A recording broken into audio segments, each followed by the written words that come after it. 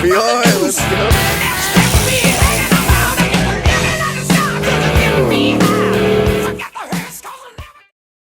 Hey, how's it going? Welcome back to the RBR Body Shop. Today we're working on this 73 Bronco. It's going to be the Shelby Bronco. This body was done at a different shop. Some of the lines weren't exactly to our requirements, so we adjusted them kind of in the middle of the process now. So this is all cut straight down, moved out to meet the door so that the weather strip would fit in it. We've welded it in place. We got to go back over, fill in a few little spots with weld so it's solid metal. And we got the door that'll close and actually line up nice. Nothing really hard about it. When you're doing it for 30 years, you know, it's all easy. It just takes time and right order of operation to get it done in a timely manner. The stake holes, the old hardtops had a metal guide that went into that hole.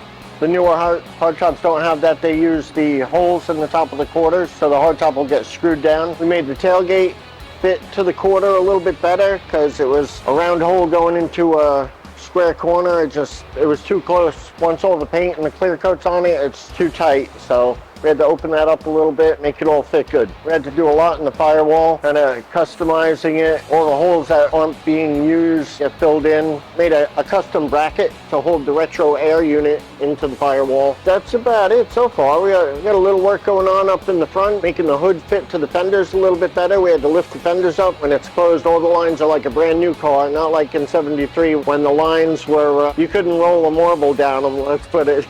So all the lines are good, and we're going to get into bodywork soon. Peace out. Playing with the rear bumper to the 1973 Bronco. All the fun stuff of cleaning up all the welds that they leave you when you buy it. And this is all nice and smooth. This has been fun, because if you see that, that's how it comes. Can't leave it like that. That's horrible. So you get to make it all nice and smooth and do body work. First you make sure it fits, which it didn't. And take off 1/4 inch off the back. And then you get to smooth it out, make it nice, prime it, paint it, put it back on. And then you get to do it again, because there's 2 bumpers. This thing weighs a ton. Nope. Too heavy for me. This is a 2-person job. Oh God, probably weighs a good 75 pounds easy. They're heavy, 1/4 inch steel. I wouldn't hit a Honda with this. It's gonna make a mess. For the poor guy in the Honda. Other than that, trucking along. Peace out. What up, D-Flow? Welcome to this week's vlog. Still working on this 64 C10. Got all the spray poly sanded now, so now we're starting to take it apart. Get all the jam work done. Just refine all the edges and all the crevices. In the coming weeks, you'll see this starting to come apart. Each video should be less and less of the truck with all the parts will be coming off. We got to do a bunch of jam work. Go from there. Get this ready for paint soon. Soon we're going to be taking out the engine as well.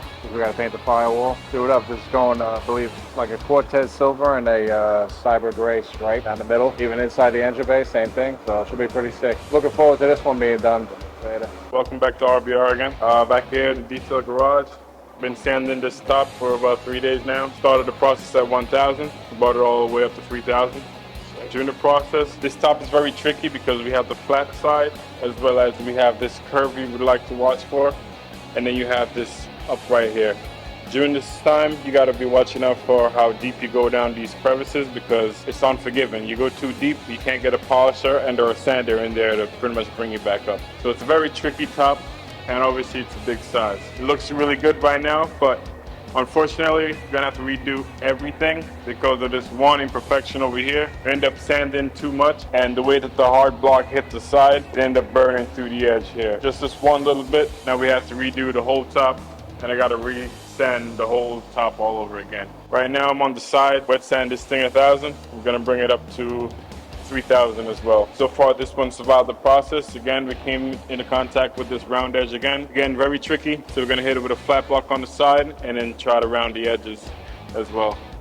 But this one survived. This one worked out good. We aim for perfection over here. This small of imperfection we can't let go out. So we're gonna do our best, re-clear it, and we're gonna re-sand it and give it another shot. Gonna get it again. So we're picking up where we left off. What we're trying to do now is start to assemble the 67, 327, 350 Marina Blue Corvette. And what we want to do is we want to put everything on the firewall. So we want to limit what we're going to be leaning over the car.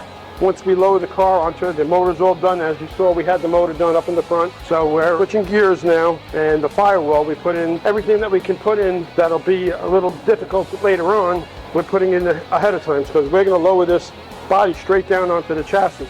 So all the hard to get the things have already been put in. The clutch and the hood latches. We're setting up the power brake booster. We already set up where the voltage regulator is going. It's very hard to put in when the motor's in, so we already have the gas pedal and accelerator rod done. Next step, I'm going to be putting in the heater box. I'll put it in from this way. We're going to put a transistorized ignition in here. We're going to do the headlights ahead of time. We're going to be pretty much finished in here, and then all we do is attach the motor basically to the car. We're already starting to put the emergency brake in. We put the brake pedals in just now. So we're doing all the little stuff before we put the doors and the windows and all of that stuff on it. See you next time.